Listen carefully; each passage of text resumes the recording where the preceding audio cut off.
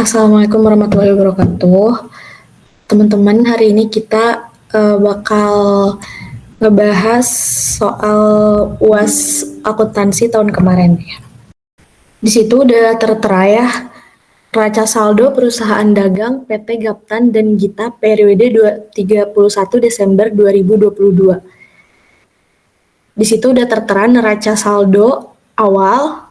Nah, di bawahnya itu diminta buatlah jurnal penyesuaian, susun dan lengkapi kertas kerja 10 kolom dan laporan keuangan. Oke, yang pertama itu kita disuruh buat jurnal penyesuaian. Nah, jurnal penyesuaian itu fungsinya buat memastikan gitu ya, memastikan updatean terbaru dari saldo akun-akun perusahaan yang mungkin perlu untuk disesuaikan. Yang pertama kita buat jurnal penyesuaian. Di soal itu, yang A, sebelumnya untuk jurnal penyesuaian di tanggalnya 31 Desember ya, jadi di akhir periode, karena ini untuk menyesuaikan laporan keuangan akhir periode. Yang pertama ada persediaan barang dagangan yang masih ada di gudang sebesar 835.000. Oke, kita lihat di neraca saldo. Di neraca saldo itu ada persediaan barang dagangan sebesar 850.000 di debit. Sedangkan di informasi yang harus sesuaikan, persediaan barang dagangannya itu 835.000. Berarti ada perbedaan ya sebesar 15.000. Nah, kita di sini masukkan ikhtisar laba rugi di debit, persediaan barang dagangan di kredit, dan persediaan barang dagangan di debit, ikhtisar laba rugi di kredit. Nah, kenapa kayak gitu? Kenapa kita pakai ikhtisar laba rugi? Karena ikhtisar laba rugi ini tuh berfungsi sebagai akun sementara yang digunakan untuk menutup dan membuka akun gitu. Jadi, kalau kita mau ngebuang si 850.000 ini tuh, kita memerlukan ikhtisar laba rugi gitu. Nambah akun ya. Dan ini tuh termasuknya ke akun 3, akun yang mempengaruhi modal. Oke, kita balik lagi ke soal persediaan barang dagangan yang masih ada di gudang 835.000. Sedangkan yang di neraca itu 850, berarti tidak sesuai ya antara informasi yang terbaru sama neraca yang sebelumnya. Jadi kita sesuaikan dengan memasukkan ikhtisar laba rugi di debit sebesar 850.000, persediaan barang dagangan di kredit sebesar 850.000. Berarti ini habis kan ya, di gudang habis. Kita masukkan yang terbaru, persediaan barang dagangan di debit sebesar 835.000 dan ikhtisar laba rugi di kredit sebesar 835.000. Jadi balance tadi kita mengeluarkan yang di neraca lama 850 dan kita memasukkan informasi yang terbaru yaitu 835.000. Oke. Lanjut ke informasi yang kedua. Perlengkapan kantor yang tersisa 100.000. Nah, kita lihat di soal di neraca. Di neraca ini tuh ada perlengkapan kantor sebesar 250.000. Sedangkan di informasinya perlengkapan kantor tuh yang tersisa 100.000. Berarti sudah terpakai si perlengkapan kantor tuh. Terpakainya 150.000. Jadi kita masukkan di debitnya beban perlengkapan kantor 150.000 yang sudah terpakai menjadi beban, dan perlengkapan kantor yang terpakainya 150.000 di kredit. Beban perlengkapan kantor di debit 150.000 dan perlengkapan kantor di kredit sebesar 150.000.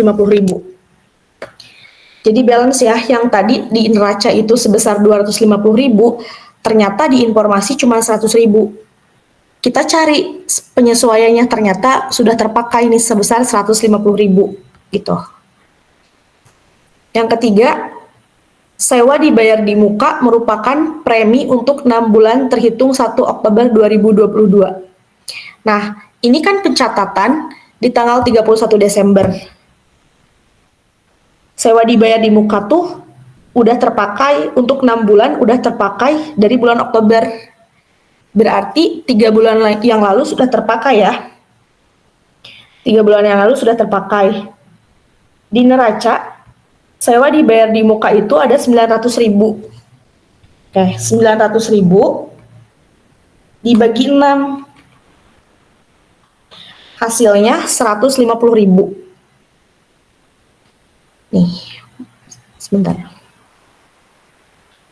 150.000. Nah, si 150.000 ini tuh berarti masih ada sisanya untuk 3 bulan lagi ya. Cara menghitungnya, 900.000 yang ada di neraca awal dibagi 6, berarti 150.000 dikali 3, karena yang belum terpakai 3 kali dan yang sudah terpakai 3 kali. Jadi hasilnya 450.000. Kita masukkan di jurnal penyesuaian beban sewa, artinya beban yang sudah ditanggung sama kita sebesar 450.000, dan sewa dibayar di muka yang udah terpakai 450.000. Jadi balance. Ini adalah yang sudah terpakai selama 3 bulan. Dari bulan Oktober sampai bulan Desember. 31 sampai 31 Desember 2022. 450.000. Terus yang selanjutnya ada biaya penyusutan peralatan kantor. Nah, biaya penyusutan peralatan kantor kita lihat di neraca. Di neraca tuh ada biaya penyusutan. Di neraca biaya penyusutannya kosong. Nih di sini kosong ya. Biaya penyusutan di sini kosong, tidak ada nominal. Tetapi di informasi ternyata ada penyusutan. Ada penyusutannya itu sebesar 50.000. Nah, gimana caranya kita menyesuaikan? Kita masukkan aja di sini beban penyusutan peralatan sebesar 50.000 di kredit, di debit, dan akumulasi penyusutan peralatan sebesar 50.000 di kredit. Meskipun di neracanya nggak ada nominal, tapi ternyata di informasi terbaru ada nominal, kita masukkan aja dengan akun yang sesuai, yaitu beban penyusutan sama akumulasi penyusutan peralatan, dan nominalnya sesuai dengan ada yang di informasi. Oke, lanjut. Di bagian E, penjualan diterima di muka yang telah dituntaskan dengan cara mengirimkan barang senilai 400.000. Kita lihat di soal. Di sini ada biaya penjualan diterima di muka yang telah dituntaskan dengan cara mengirimkan barang 400.000. Oke. Nah, di neraca penjualan diterima di muka itu 500.000. Tapi ternyata setelah kita cari informasi, ada neraca yang ada penjualan yang udah dituntaskan sebesar 400.000. Berarti gak balance ya. Di neraca tadi 500, sedangkan kita udah menyelesaikan 400. Kita masukkan ke jurnal penyesuaian.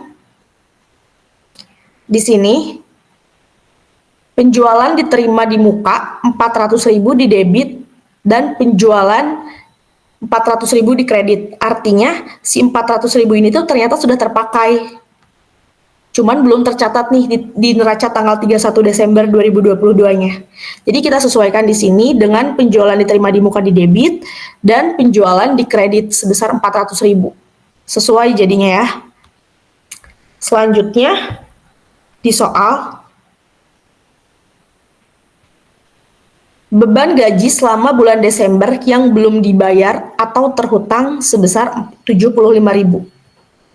Kita lihat di neraca beban gaji itu ada 200.000. Nah, sedangkan beban gaji selama bulan Desember yang terhutang tuh 75.000. Kita masukkan beban gaji 75.000 di debit, hutang gaji 75.000 di kredit. Jadi kita membayar hutang ini. Hutang kita bertambah ya. Karena ternyata si beban gajinya tuh belum dibayar. Jadi beban kita bertambah di debit 75.000 dan hutang kita juga bertambah di kredit sebesar 75.000. Perlu diingat kalau hutang itu bertambah di kredit ya. Oke.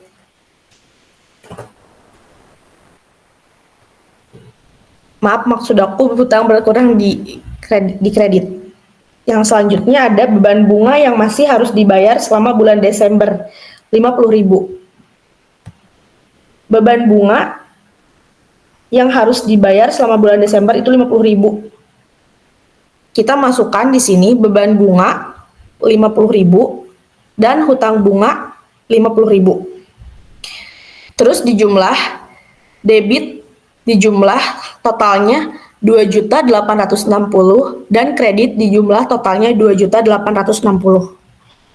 Oke, dari jurnal penyesuaian ini ada yang mau ditanyakan atau masih bingung sama jurnal penyesuaian? Sebelum kita lanjut ke kertas kerja.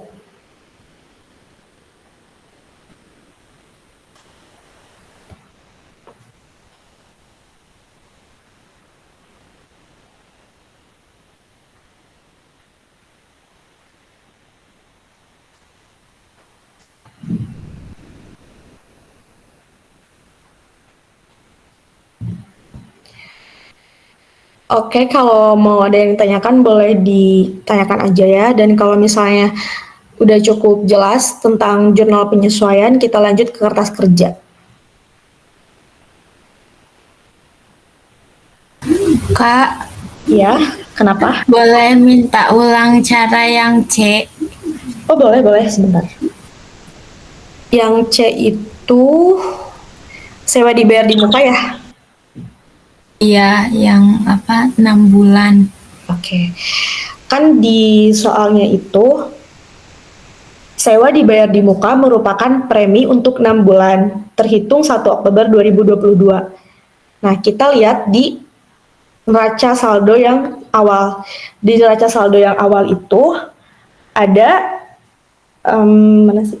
Oke, sewa dibayar di muka sebesar 900.000. Kita tulis di sini ya. 900.000. Oke. Sebentar. 900.000 sewa dibayar di muka. Nah, si sewa dibayar di muka ini tuh merupakan premi untuk 6 bulan. Berarti 900.000 dibagi, ntar kita di sini. 900.000 dibagi untuk 6 bulan ya. Untuk 6 bulan hasilnya itu kan 150.000. Nah, ini tuh premi asuransinya untuk 6 bulan. Sewa dibayar di muka merupakan premi untuk 6 bulan terhitung 1 Oktober. Berarti 900 dibagi 6 hasilnya 150. Sedangkan kita sedang membahas jurnal penyesuaian di 31 Desember. Ini terpakai semenjak Oktober. Berarti dari Oktober ke Desember itu berarti 3 bulan ya. 3 bulan. Nah, 150 dikali 3. 150 dikali 3 itu hasilnya hasilnya 450.000. Oke, gini. Kita ulang lagi. Sewa dibayar di muka merupakan premi untuk 6 bulan. Di soal di neraca 900.000 kan sewa dibayar di mukanya. Sedangkan untuk 6 bulan berarti dibagi 6. Hasilnya 150.000. Si 150.000 ini tuh ternyata dari bulan Oktober berarti udah terpakai ya, terpakai sampai bulan Desember tuh 3 kali terpakai, 3 bulan. 150 dikali 3 berarti yang sudah terpakai 450.000 ya. Nah, sedangkan yang belum terpakainya 3 bulan juga 450.000. Nah, ini yang sudah terpakai, ini yang belum terpakai. Di sini kita tujuannya untuk menyesuaikan akun yang terbaru sama yang lama selama 31 Desember. Berarti yang kita masukkan itu yang ini, sisanya yang 450.000. Kenapa? Karena yang 450.000-nya ternyata sudah terpakai dari bulan Oktober. Jadi dimasukkan ke sininya beban sewa sebesar 450.000 dan sewa dibayar di muka 450.000. Gitu. Udah paham atau masih bingung? Udah Kak, udah paham. Oke. Makasih Kak. Ya, sama-sama. Ada yang mau ditanyain lagi nggak? Ada yang masih bingung sama jurnal penyesuaian?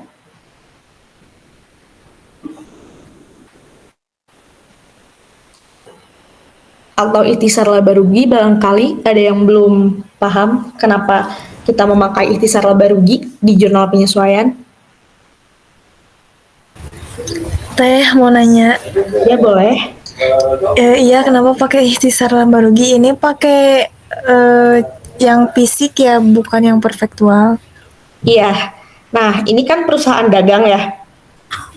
Kalau kita pakai HPP itu kan nggak ada penjualan-penjualan kayak yang kalau bedanya HPP itu kan harga pokok penjualan ya. Kita bisa pakai HPP sebenarnya, cuman di sini tuh sebentar. Di sini tuh kalau pakai HPP kita nggak akan balance, jadi kita pakainya ikhtisar laba rugi untuk menutup dan membuka akun kan ya. Nah, ikhtisar laba rugi ini tuh, bentar kita baca yang persediaan barang dagang yang masih ada di gudang kan ya. Nah, di neraca sebelumnya 850.000, tapi ternyata di informasi terbaru persediaan barang dagangannya tuh di gudang sisa 835.000. Kita tuh harus menghilangin yang 850.000 ini dan masukin info terbaru yang 835.000. Ini tuh ikhtisar laba rugi itu kan berfungsi sebagai akun sementara ya. Akun sementara untuk menutup akun pendapatan dan beban gitu ya. Nah, jadi kita pakai di debit ikhtisar laba rugi 850.000 dan persediaan barang di kredit 850.000. Berarti ini udah kita keluarkan kan? Ini dimasukkan. Nih, ini awalnya dimasukkan kan? Nah, kita keluarin lagi persediaan barang dagangnya di debit, ikhtisar laba ruginya di kredit gitu. Jadi yang kita pakai itu yang ini, yang 835. Karena yang ini udah dikeluarkan. Tadi kan ikhtisar laba rugi nih, di debit.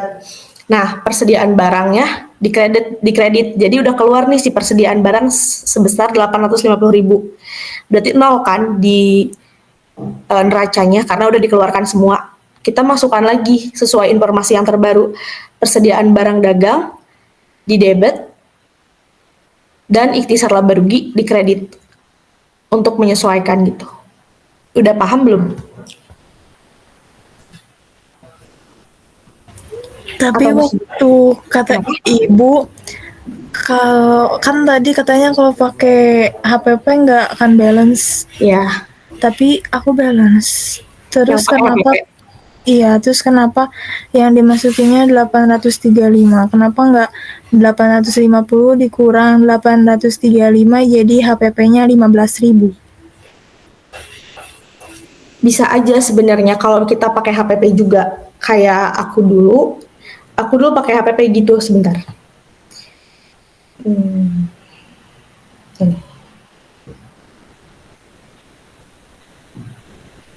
Oke. Bisa ya sebenarnya pakai si HPP juga. Kayak kalau misalnya pakai HPP, di sininya HPP, di sininya persediaan gitu ya. Dan 15.000 si nominalnya. Tapi kalau misal pakai ikhtisar laba rugi juga, ini tuh bakal tetap nanti selisihnya di laporan kerja itu 15.000 gitu. Jadi kita ini mengeluarkan karena di sini nih, di sini itu kan yang terjadi penjualannya nih di akun ini ada penjualan nih, di sini ada penjualan ya, ada retur penjualan gitu, gak ada masuk lagi, jadi kita pakainya ikhtisar laba rugi. Kalau misalnya di neracanya ikhtisar laba ruginya nggak ada, nanti kita ditambahin. Jadi sama aja sebenarnya kalau mau pakai HPP sama ikhtisar laba rugi juga. Tapi ngambil gampangnya aja di mana gitu. Kalau misalnya teteh lebih oke pakai HPP, boleh aja, dan pakai ikhtisar juga boleh. Cuman mungkin kalau pakai HPP nanti ininya kan langsung 15.000 ya. Nah, kalau pakai ikhtisar kita pakai metode keluar masuk gitu. Yang pertama dikeluarkan, terus yang kedua dimasukkan gitu teh. Tapi sama dosennya udah diajarin belum pakai ikhtisar laba rugi? Diajarin, tapi katanya lebih gampang pakai HPP. Jadi kemarin ngebahas tuh pakai HPP. Oh, okay. Sama aja sih ya sebenarnya kalau mau pakai itu juga. Paling nanti nambah akun aja untuk ikhtisar laba rugi. Gak apa-apa kok, sama aja. Ya teh, makasih. Ya, sama-sama. Nanti kita bahas ya yang ikhtisar laba rugi di kertas kerjanya. Kita lanjut ke kertas kerja. Nah, di kertas kerja ini tuh ada neraca yang awal, ada penyesuaian jurnal yang udah kita buat tadi, ada neraca yang telah disesuaikan. Jadi neraca yang telah disesuaikan ini tuh penjumlahan antara neraca awal sama penyesuaian, ada laba rugi, sama ada neraca. Ini neraca akhir, neraca yang udah paling benar gitu ya.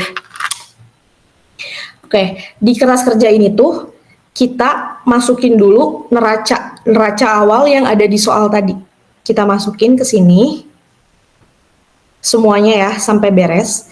Nah, kebetulan tadi kita ada tambahan akun ya. Tambahan akunnya tuh ikhtisar laba rugi.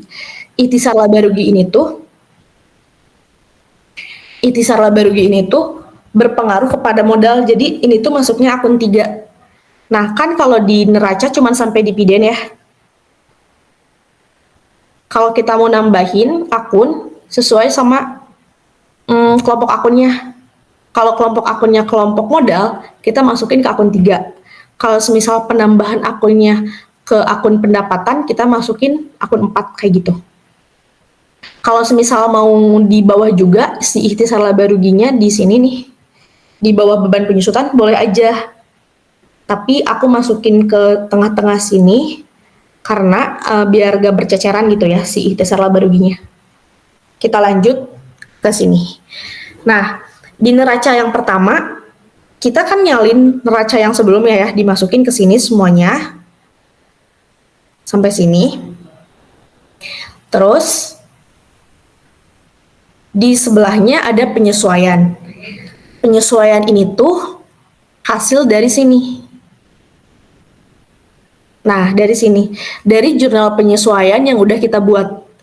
Jadi si nominal debit dan kreditnya tuh kita pindahin sesuai dengan nama akun.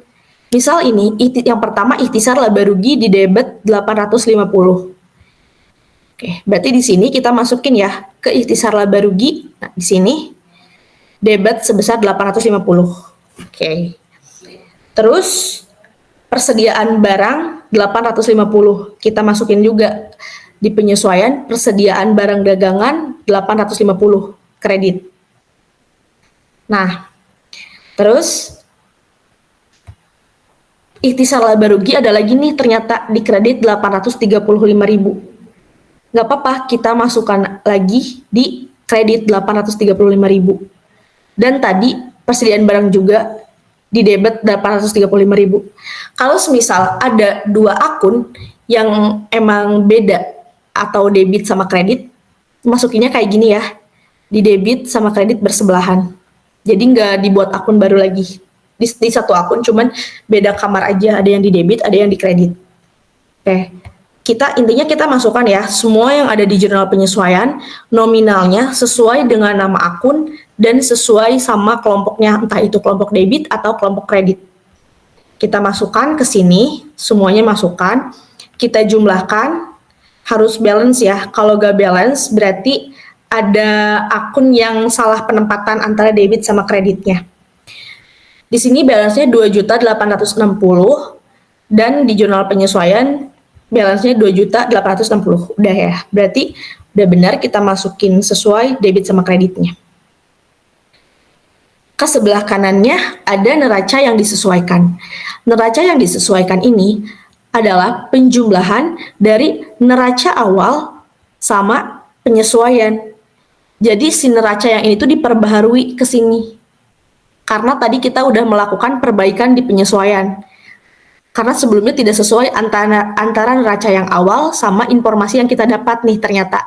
Setelah disesuaikan, kita dapat nih neraca yang telah disesuaikannya. Gimana sih cara nambahin atau cara menjumlahkan si neraca yang setelah disesuaikan? Kita pindahin dari sini. Nah, dari sini, dari neraca dipindahin ke sini ya. Dari neraca awal dipindahin ke neraca yang disesuaikan. 390.000 ternyata di penyesuaian nggak ada apa-apa nih. Oke, langsung kita ya 390.000.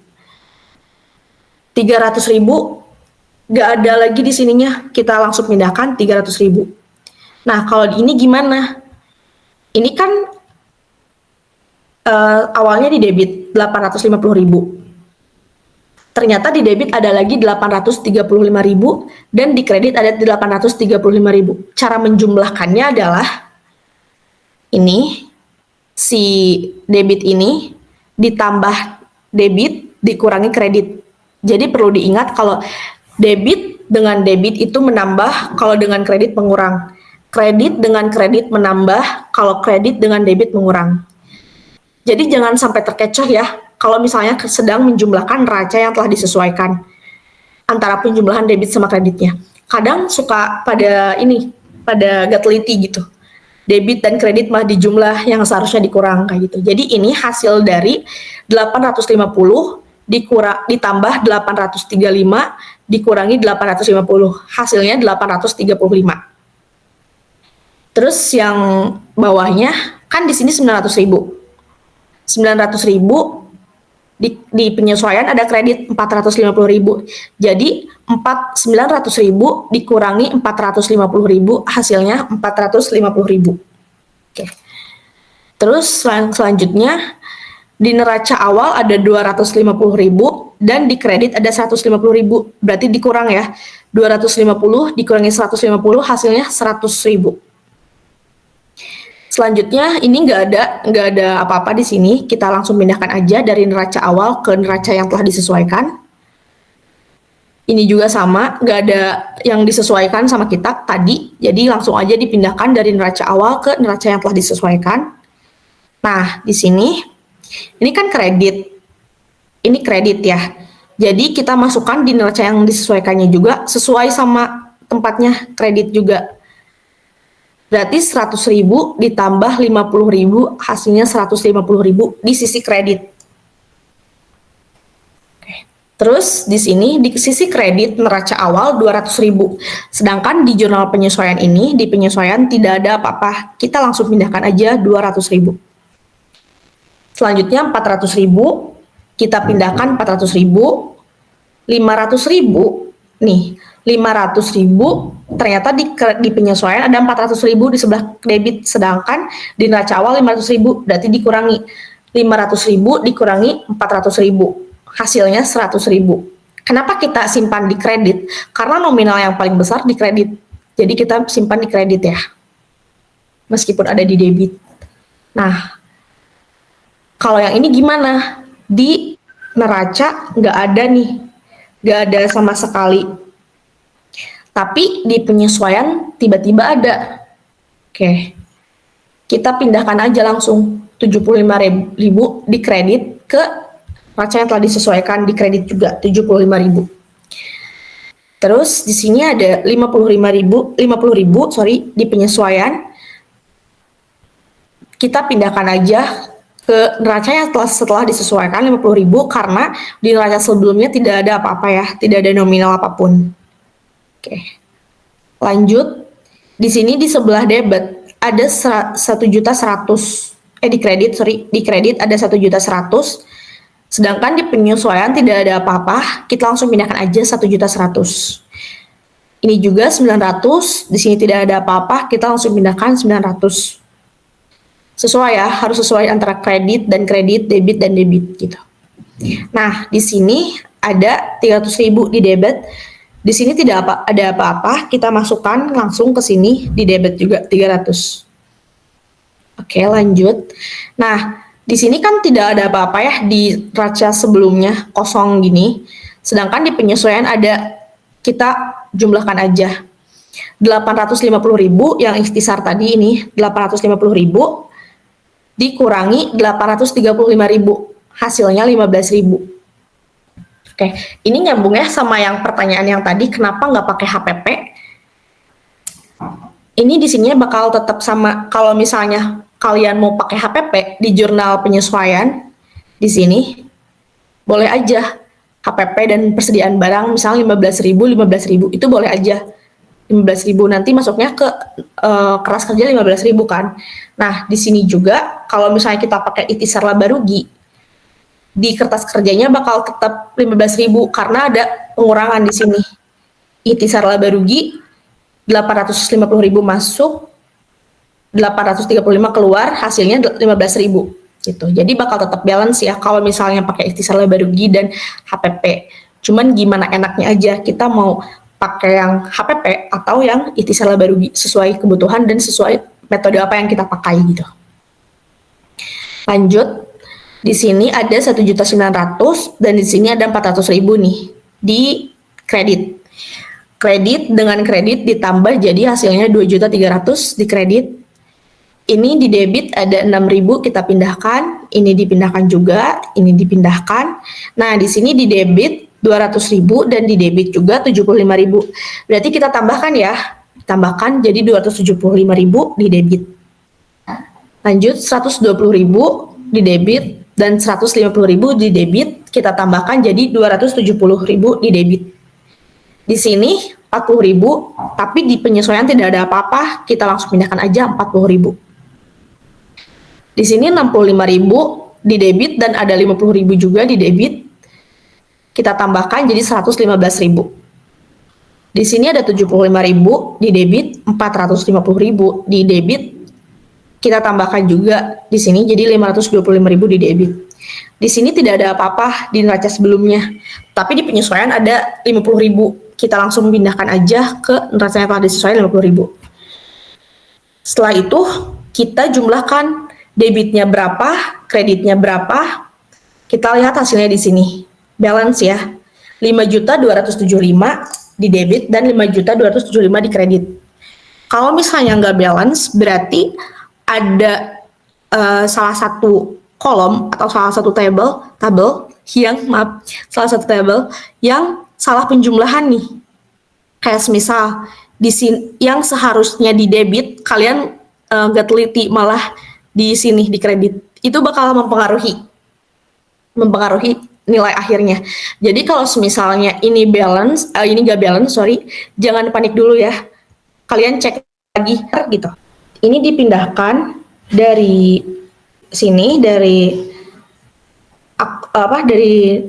nomor 4 penjualan dari sini sampai ke nomor 5. Dipindahkan aja sesuai sama tabelnya. Kalau dipindahkan udah beres. Dijumlahkan debit, dijumlahkan simpan di sini, dan kreditnya simpan di sini. Jangan panik dulu kalau misalnya laba ruginya nggak balance, karena emang kalau laba rugi nggak akan balance ya antara laba sama ruginya. Kita langsung pindah dulu ke sini ke neraca. Ini neraca akhir, neraca yang emang udah benar-benar siap buat dijumlahkan ke step selanjutnya gitu ya. Di neraca ini kita masukin akun 1 sama akun 3. Nih, dari sini sampai sini. Karena kalau ini udah termasuk laba rugi ya, berarti kita masukinnya cuma sampai sini, yang 15.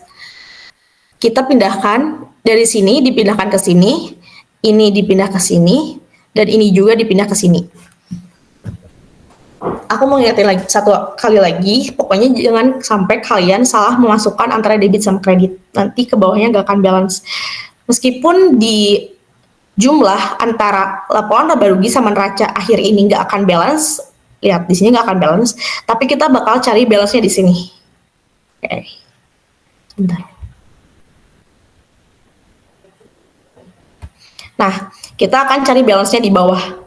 Kalau si laba rugi, debitnya udah dijumlah, kreditnya udah dijumlah, dan neraca akhir juga debitnya udah dijumlah, kreditnya udah dijumlah, kita cari selisihnya. selisih di sini. Cara nyari selisihnya itu adalah kredit, ini nilai yang terbesar ya. Nilai yang terbesar mengurangi nilai yang terkecil. Berarti 2.300.000 dikurangi 1.985.000, hasilnya 315.000. Simpan di sini. Oke. Terus kenapa disimpan di sini? Karena untuk kita mau nyari balance kan, mau menyesuaikan antara sisi laba dan sisi neraca ini. Berarti si 315-nya disimpan di sini buat nambah ke sini. 101.985.000 ditambah selisih tadi. Oh, oke, bentar. Sebelum ditambah selisih, kita lihat sebelah kanannya.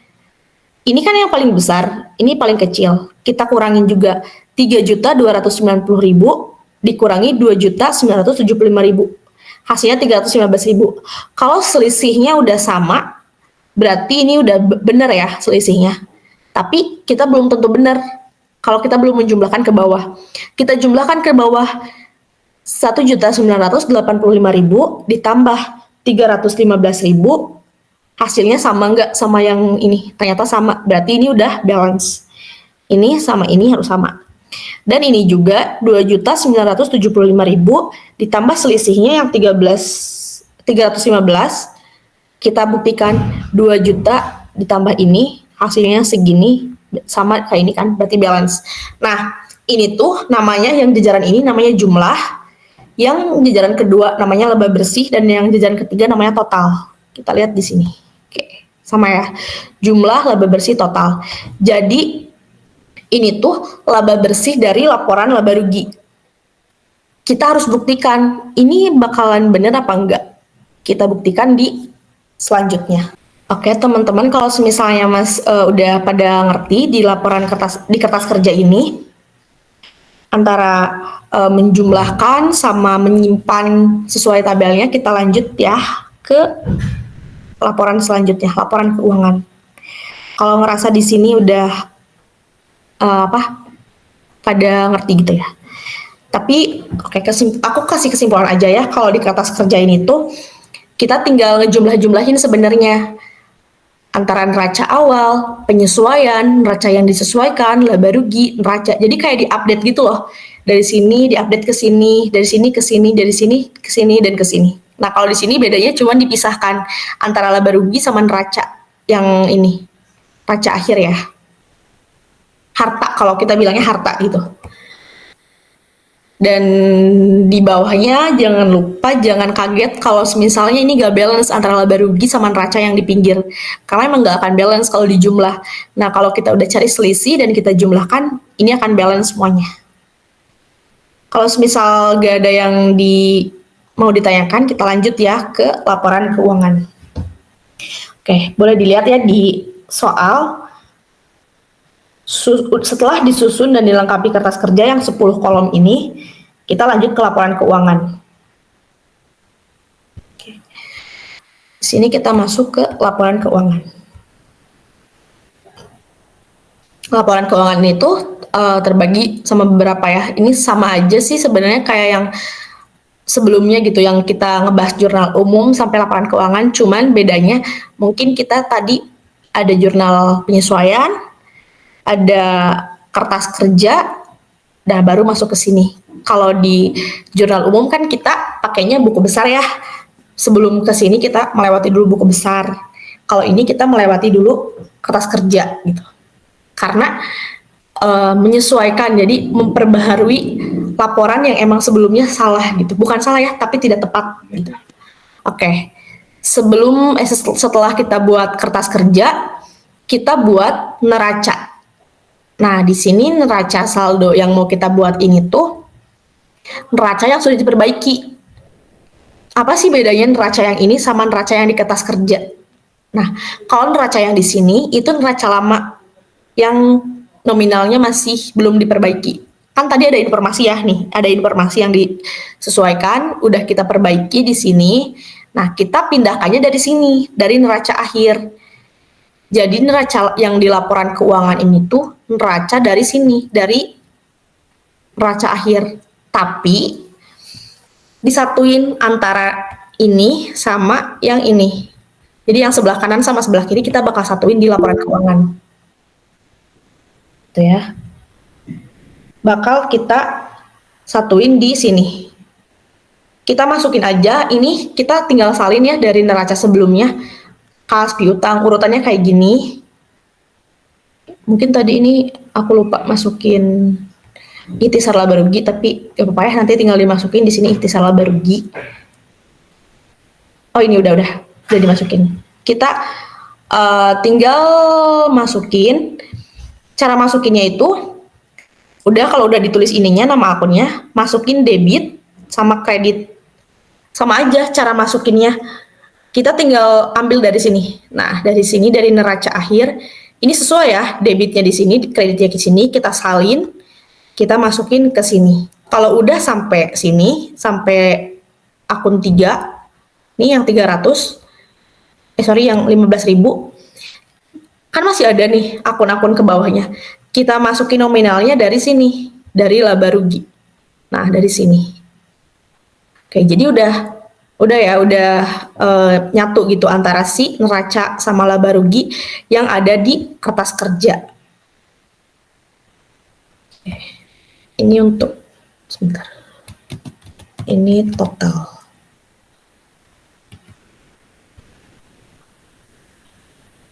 Ini untuk totalnya ya. Totalnya 5.275. Oke. Nah, kalau misalnya ini gampang ya, tinggal masukin aja neraca yang terbaru gitu, dimasukin ke sini. Udah beres. Kita buat laporan laba rugi. Laporan laba rugi. Di sini kita masukin pendapatan penjualan. Pendapatan penjualan ini tuh dari akun 4, akun pendapatan penjualan ya. Tapi kan ini perusahaan dagang, jadi yang dimasukin, yang adanya cuman penjualan. Di ini kita lihat di mana? Kita lihat di sini nih. Nah, di sini. Akun 4. Akun 4 itu dari penjualan sampai potongan penjualan. Kita masukin ya ke sini. Sampai potongan penjualan. Nah, kenapa ada HPP? Ini boleh aja sih mau dipisah juga. Nanti hasilnya gini.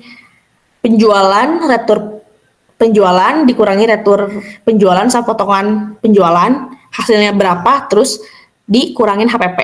Nah, tapi kalau misalnya mau lebih simple kayak gini. Kenapa sih ini di sininya di debit? Ini kan ibaratnya ini kredit, ini debit ya. Kenapa di kreditnya dikurangi? Karena kalau akun 4 itu bertambah di kredit dan berkurang di debit. Berarti setiap kredit itu menambah dan setiap debit itu mengurangi. Kalau di akun 4. Oke. Nah, berarti ini menambah sebelah kanan, sebelah kiri mengurangi. Ada penjualan di sini.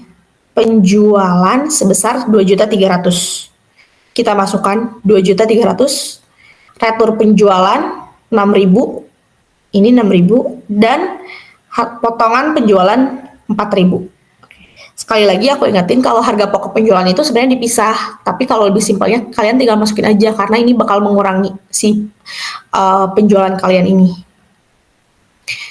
Nah, kita jumlahkan di sini.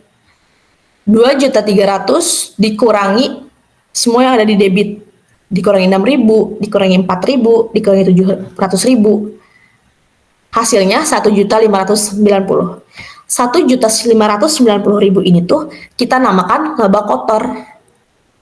Oke, laba kotor ya. Kenapa dinamakan laba kotor? Karena ini kita udah laba, tapi kita tuh ternyata masih ada beberapa yang belum kita jumlahkan, masih banyak beban-beban nih. Biaya-biaya yang belum kita jumlahkan. Jadi pendapatan kita yang segini tuh ternyata belum dikurangi sama ini. Gitu. Oke. Di bagian penjualan udah kita jumlahkan ya sama HPP-nya. Ini HPP, harga pokok penjualan. Dan kita udah dapat labanya, tapi masih kotor nih labanya karena ternyata masih ada biaya-biaya yang belum kita masukkan. Setelah kita dapat labanya, tapi masih kotor, laba kotor ini. Wait. Kita tandanya, ini laba kotor. Nah, laba kotornya itu 1.590.000. Seperti yang udah tadi aku bilang, kalau laba kotor ini tuh belum kita jumlahkan sama biaya-biaya. Nah, kita carilah biaya-biaya apa aja sih yang belum dijumlahkan untuk mendapatkan apa? Untuk mendapatkan laba bersih. Kita masukin akun kelima. Akun kelima itu adalah beban-beban. Ada harga, nah ini nih ada harga pokok, beban gaji, beban perlengkapan, beban lain-lain, beban bunga, beban sewa, beban penyusutan. Kenapa sih ini harga pokok penjualan tadi gak dimasukin ke beban aja? Boleh aja dimasukin ke beban aja, ke beban juga, tapi ini kan kita mau mengelompokkan aja gitu ya, mengelompokkan beban mana aja, penjualan mana aja, HPP mana aja. Kalau HPP mau dipisah juga nggak apa-apa. Berarti harga di penjumlahan penjualan dikurangi HPP hasilnya laba kotor. Tapi kalau mau disatuin kayak gini aja juga boleh aja, lebih simpel. Karena tetap aja setiap yang di debit ini mengurangi dan yang di kredit ini menambah. Oke, kita lanjut ke biaya-biaya nih. Ada judulnya biaya operasi. Biaya operasi itu biaya yang sudah kita pakai di perusahaan, akun 5, biaya operasi. Kita masukkan semua dari beban gaji sampai beban penyusutan. Kita masukkan ke sini, dan nominalnya juga kita tinggal salin aja ya. Dari sini kita pindahkan ke sini. Oke, setelah itu kita jumlahkan nih. Jumlahkan si total biaya operasi sama si, nah si biaya operasi ini tuh kita jumlahkan, hasilnya segini. Hasilnya 1.275.000. Kalau udah kita jumlahkan si biaya operasi ini, kita jumlahkan sama ini. Laba kotor dikurangi total biaya operasi. Dikurangi ya, karena ini mengurangi, di sini yang mengurangi. Nah gini. Setelah dijumlahkan antara laba kotor yang dikurangi dengan total biaya operasi, hasilnya 315 laba bersih. Gimana caranya kita tahu kalau ini tuh bener? Kita balik lagi ke kertas kerja. Sama gak sih laba bersih yang udah kita kerjakan di laporan kertas kerja sama yang tadi? Ternyata sama, 315.000. Berarti udah bener. Biaya bersih atau laba bersih yang kita dapatkan itu sebesar 315.000. Oke, berarti di sini kita laba ya, nggak rugi. Karena ini kita masih punya sisa, ternyata uangnya setelah kita jumlahkan antara retur, potongan, biaya-biaya operasi, kita masih ada sisa uang 315.000. Kita lanjut ke laporan perubahan modal.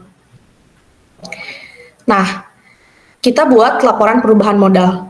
Laporan perubahan modal ini tuh tujuannya buat nge-upgrade nih. Ada updatean terbaru apa sih di modal si perusahaan Gaptan dan Gita ini? Kita buat dulu di sini modal saham, modal pertama, atau kalian mau ngetiknya modal awal, misalnya si modal saham itu misal kayak gini. Modal awal gini, boleh. Atau kalian biar gak pusing, mau sesuai aja dah aku mah sama yang neraca ini, boleh. Modal saham, karena bakal sama aja ya nominalnya. Modal saham, nah kayak gini. Kita cari perubahan modal tuh, lihat di neraca. Perubahan modal itu kan, modal itu akun ketiga ya. Berarti kita cari akun ketiga. Ulangi, ini akun keempat dan kelima, ini akun ketiga di perubahan modal. Di akun ketiga ternyata ada modal saham, laba ditahan, dividen, ikhtisar, laba rugi. Nah, modal itu kan bertambah ya. Si normalnya gitu. Normalnya modal itu bertambah di kredit dan berkurang di debit. Jadi setiap nominal yang ada di kredit ini tuh menambah, dan setiap nominal yang ada di debit ini tuh mengurang gitu, karena normalnya modal itu bertambah di kredit dan berkurang di debit. Oke, kita masukin modal saham, laba ditahan, dividen, ikhtisar, laba rugi. Kita masukin ke sini. Modal saham, dividen, ikhtisar, laba rugi. Ya. Nah, tapi kenapa kok di sini ada tambahan sih laba bersih? Kenapa gitu? Karena kan tadi kita udah cari ya, di laporan laba rugi kita mendapatkan laba atau rugi. Ternyata kita dapat laba, berarti modal kita bertambah dong dari tahun sebelumnya yang 31 Desember 2022 ini ke periode selanjutnya yang bakal 1 Desember 2023. Ternyata kita dapat tambahan modal nih, dapat surplus gitu ya, surplus atau keuntungan lebih gitu ya. 315.000 nih. Jadi kita masukin ke laporan perubahan modal karena ini mempengaruhi modal. Oke, kita masukin modal saham 1.100.000, ikhtisar laba ruginya 15.000. Oke, ikhtisar laba ruginya di debit 15.000, laba ditahannya di kredit 900.000, dividennya di debit 300.000. Nah, laba bersih ini kan ini menambah ya, laba bersih ini itu buat menambah. Jadi kita simpannya di kredit. Itu karena ini bertambah di kredit, berkurang di debit. Kita jumlahkan 1.100.000 dikurangi atau mau ditambah dulu, misal kalian mau gini. Ini di switch sama yang ini. Sama yang ini. Boleh aja. Contohnya gini ya. Laba bersih. Contohnya gini. Laba bersih di sininya ikhtisar.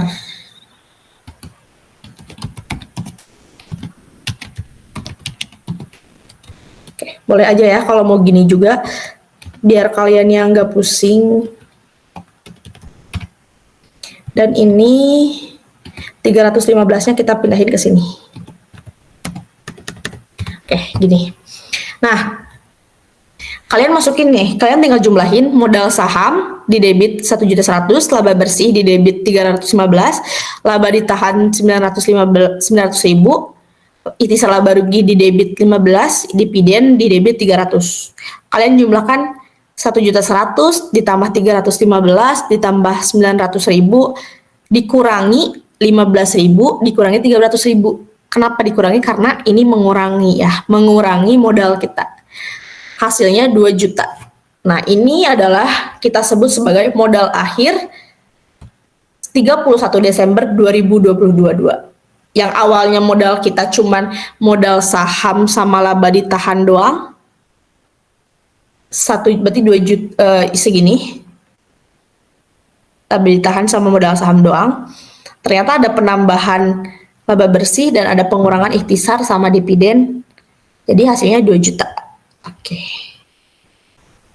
Setelah kita buat laporan perubahan modal, kita masuk ke laporan posisi keuangan. Nah, laporan posisi keuangan ini tuh tujuannya untuk mengetahui total aktiva sama total pasiva. Sorry, di sini tuh biar kalian nggak pusing juga. Jadi pasiva tuh utang ditambah modal. Nah, ini. Aktiva itu isinya aset ya, aset kita, aset perusahaan. Dan pasiva itu utang sama modal. Teh, mau nanya. Kenapa boleh? Tadi kan yang laporan perubahan modal. Ya. Kenapa laporan perubahan modal? Kan itunya dividen. Apanya? Kenapa nggak laporan laba ditahan? Ininya. Iya.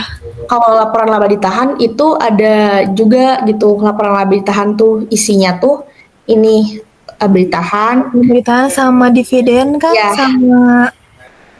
Sama apa ya? Laba ditahan, laba bersih sama dividen.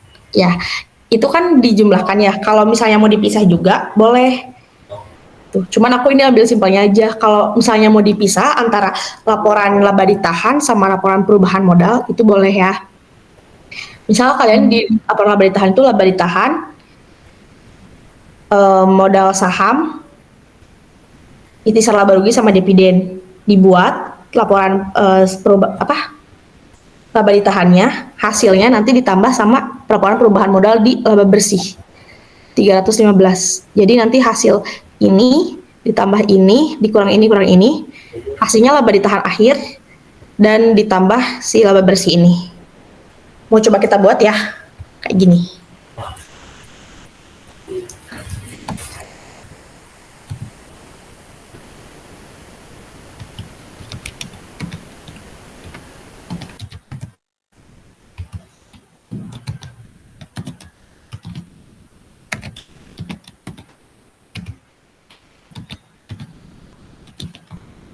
Oke, ini laporan laba ditahan ibaratkan ya. Di sini tuh ada 1.100.000, 900.000. Sininya 15.000. Sininya 300. Oke.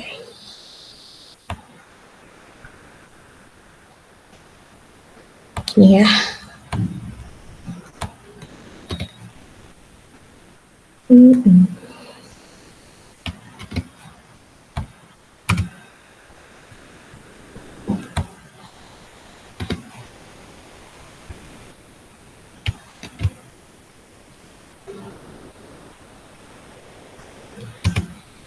Oke.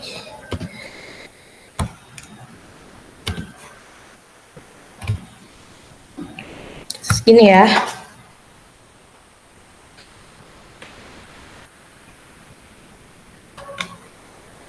Nah, coba kita buat aja sebentar.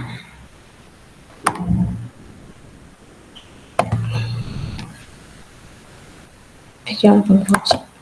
Kita cut aja di sini. Jangan di-cut deh. Udah aja di sininya kita ganti aja laporan laba ditahan.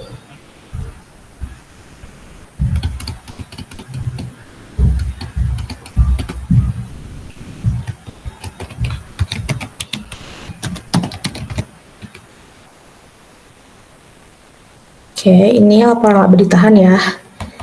Jadi sheet ininya kita hapus yang laba bersih. Oke, nah ini kalau misalnya mau dipisah boleh juga sih. Kayak gini. Nah, ini laporan laba ditahan ya. 1 juta. Bentar. Ini 1 juta, berarti 1.100.000 ditambah ini, dikurang ini, dikurang ini. Oke. Hasilnya laporan laba ditahannya tuh 1.685.000. Di sininya keterangannya itu kita pakai laba ditahan akhir. Kayak gini ya. Kalau misalnya kalian selalu buat laporan laba ditahan kayak gini, terus kita buat lagi di sininya.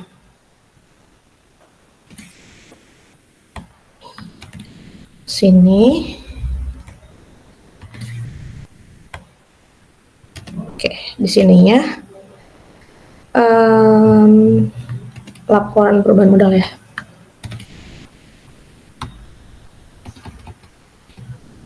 Laporan perubahan modal. Nah, laporan perubahan modal di sini tuh berarti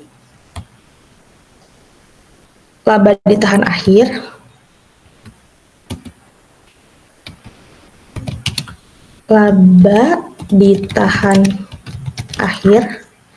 sama laba bersih. Kayak gini boleh.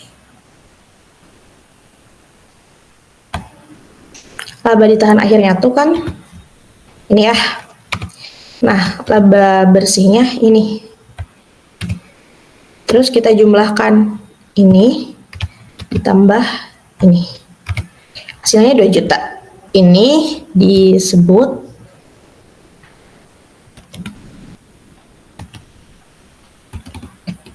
modal akhir 31 Desember 2022. Oke, kayak gini kalau misalnya mau dipisah. Tapi kalau misalnya kalian ngerasa mepet waktu buat kerjainnya, boleh kayak tadi juga langsung laporan perubahan modal dan dimasukin semuanya. Kayak gini ya, jadi laporan perubahan modal ini laporan laba ditahan, modal akhirnya itu 2 juta. Kita masukin ke laporan posisi keuangan. Ini udah aku jelaskan tadi, aktiva itu aset, pasiva itu utang sama modal. Nah, di aktiva itu ada 2 bagian, ada aktiva lancar sama aktiva tetap. Aktiva lancar itu kas, piutang, persediaan dari sini. 1 sampai 1.5 perlengkapan kantor itu aset lancar ya, atau aktiva lancar. Kita pindahkan ininya ke sini. Dan di aktiva tetapnya dari tanah peralatan akumulasi penyusutan peralatan. Sini. Kita masukkan. Nah, terus setelah dimasukkan kita jumlahkan di sini. Semua aktiva lancar kita jumlahkan, hasilnya 2.075.000 dan aktiva tetapnya kita jumlahkan sebesar 750.000. Tapi di sininya itu tanah peralatan itu kan menambah ya. Ini sama-sama aktiva tetap. Tapi di sininya tuh ada akumulasi penyusutan peralatan. Akumulasi ini tuh kan mengurang ya. Nih, kan akun 1 itu aset itu normalnya bertambah di debit, berkurang di kredit. Sedangkan akumulasi penyusutan yang seharusnya aset tuh di sini, malah di sini, berarti ini mengurangi. Jadi tanah ditambah peralatan dikurangi akumulasi penyusutan. Oke. Kita masukkan ke sini, hasilnya 750.000. Setelah dijumlahkan aktiva lancarnya berapa, aktiva tetapnya berapa, kita jumlahkan total aktivanya. Caranya ya ini, total aktiva lancar ditambah total aktiva tetap, hasilnya 2.825.000. Oke. Kita ke sebelah kanannya ada hutang sama modal. Di hutang ini kita masukkan semua akun 2. Nah, akun 2. Akun 2 ini dari hutang dagang sampai hutang bunga. Dipindahkan ke sini. Terus dijumlahkan, total hutangnya ada 825 dan di modal ada 2 juta. Modalnya ini jangan ngambil dari neraca akhir. Jangan ambil dari sini. Karena apa? Karena sudah kita perbaharui di laporan perubahan modal. Udah dirubah si modalnya jadi 2 juta. Jadi kita ngambilnya yang dari sini ya, yang dari laporan perubahan modal sebesar 2 juta. Terus kalau total utang sama total modalnya kita udah dapat, kita tinggal jumlahkan, dan ini adalah total pasipanya.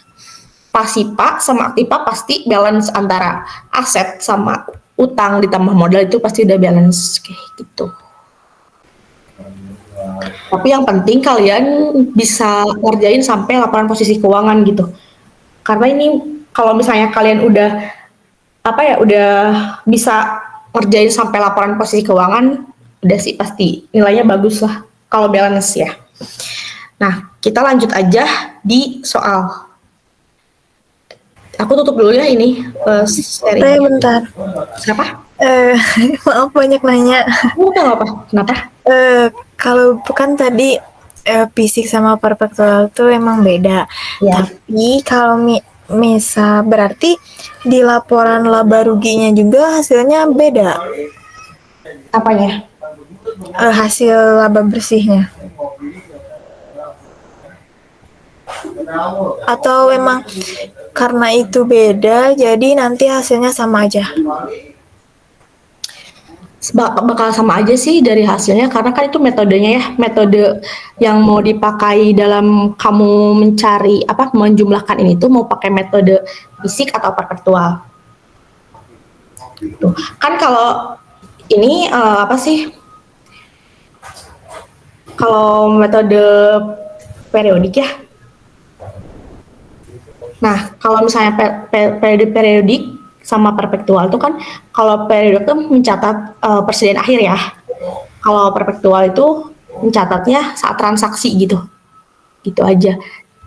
Bakal sama aja sih sebenarnya, tapi kalau menurut aku lebih gampangan yang pakai ikhtisar. Cuman ya mungkin kalian tinggal nambahin ini aja, nambahin akun di sini. Kalau misalnya tadi kamu belum terlalu paham ya ikhtisar ini tuh ikhtisar tuh akun sementara gitu, akun buat mengeluarin ini doang, dan akun buat buat ngemasukin ini juga, karena kan kalau persediaan barang kan harus ada lawannya ya, debit sama kreditnya. Tinggal gitu aja sih. Jadi tetap ya kalau misalkan persediaan barang pasti pasangannya itu ikhtisar. Iya, kalau kamu misalnya mau menyesuaikan persediaan barang tuh pakai ikhtisar di debit. Ini Tergantung. Kenapa? Tergantung berarti ya, tergantung dari soalnya penyesuaiannya. Iya. Debit kreditnya. Iya, kasih. Ya, sama-sama. Aku ulang lagi ya yang ini. Kalau misalnya kalian mau mau menyesuaikan kayak tadi gini, pakai cara ikhtisar laba rugi, tinggal tambahin aja. Kalian keluarin dulu yang di neraca awal, kan di neraca awal 850. Kalian keluarin nih si persediaan barang dagangnya, dikeluarin. Terus kalian masukin lagi di bawahnya, dimasukin. Udah gini. Itu aja sih, karena ini kan cuma akun sementara ya kalau ikhtisar laba rugi. Dan jangan lupa kalau misalnya ada akun tambahan, kalian masukin juga di sini. Mana ya? Nah, di sini. Karena ikhtisar kan mempengaruhi modal ya. Kalian masukin di akun 3. Ikhtisar laba rugi. Nah, terus nanti di sheet ini yang di neraca ini juga dimasukin juga ikhtisarnya. Gak apa-apa kalau ada penambahan pengurangan akun, karena kan tadi juga ya di sini di soal gitu, di akun beban penyusutan kan nggak ada nih, nggak ada. Terus di ini nih hutang gaji juga nggak ada, hutang bunga juga nggak ada. Kalau misalnya di sininya nggak ada, mau dibuang juga nggak apa-apa sebenarnya. Tapi kalau misalnya ada nominalnya ditambahkan gitu. Ini kan awalnya nggak ada, tapi ternyata di penyesuaian ada. Oke, nggak apa-apa, ditambahkan aja. Tapi akunnya ada kan tadi ya. Di sini itu ada soal rekonsiliasi bank. Udah pada diajarin ya rekonsiliasi bank sama ibu? Di sini tuh apa yang dimaksud dengan rekonsiliasi bank? Kalian mau cek di Google sebelum UAS boleh ya, sesuai pemahaman kalian aja sebenarnya ya, ini mah yang penting masuk. Cuman lebih ya intinya kalau si rekonsiliasi bank itu buat menyamakan gitu, menyamakan antara pencatatan di perusahaan sama di bank. Jadi buat mencocokkan data aja, data saldo perusahaan sama data saldo perusahaan yang ada di bank gitu. Apakah sama gitu, itu ya dengan rekonsiliasi. Terus yang B-nya itu, yang B-nya, mengapa jumlah catatan menurut perusahaan seringkali berbeda dengan catatan menurut bank?